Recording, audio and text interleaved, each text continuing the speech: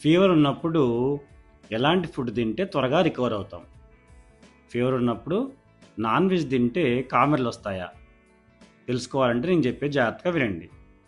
Fever ఉన్నప్పుడు మన శరీరం బాగా డీహైడ్రేట్ అవుతుంది. అంటే శరీరంలోని వాటర్ మొత్తం చెమట రూపంలో బయటికి వెళ్ళిపోతుంది. అందువల్ల ఎక్కువ లిక్విడ్స్ ద్రవ పదార్థాలు తీసుకోవాలి.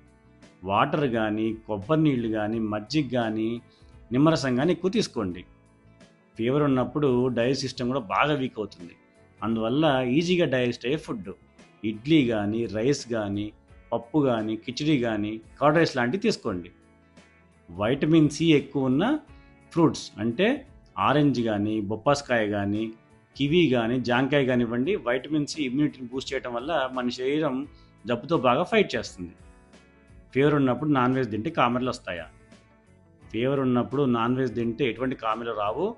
కాకపోతే ఈజీగా డైజెస్ట్ అవ్వడం కోసం నాన్ వెజ్ని మీరు సూప్ రూపంలో ఇవ్వండి. అంటే చికెన్ సూప్ కానీ, మటన్ సూప్ కానీ ఇవ్వండి. శరీరానికి మంచి ఎనర్జీ దొరుకుతుంది. ఫీవర్ ఉన్నప్పుడు అస్సలు తినకూడని ఫుడ్ ఐటమ్స్ ఏంటి? ఆయిల్ ఫుడ్ కానీ, ఎక్కువ ఫ్రై చేసిన ఫుడ్ కానీ, జంక్ ఫుడ్ లాంటి ఎట్టి పరిస్థితుల్లో తినకూడదు.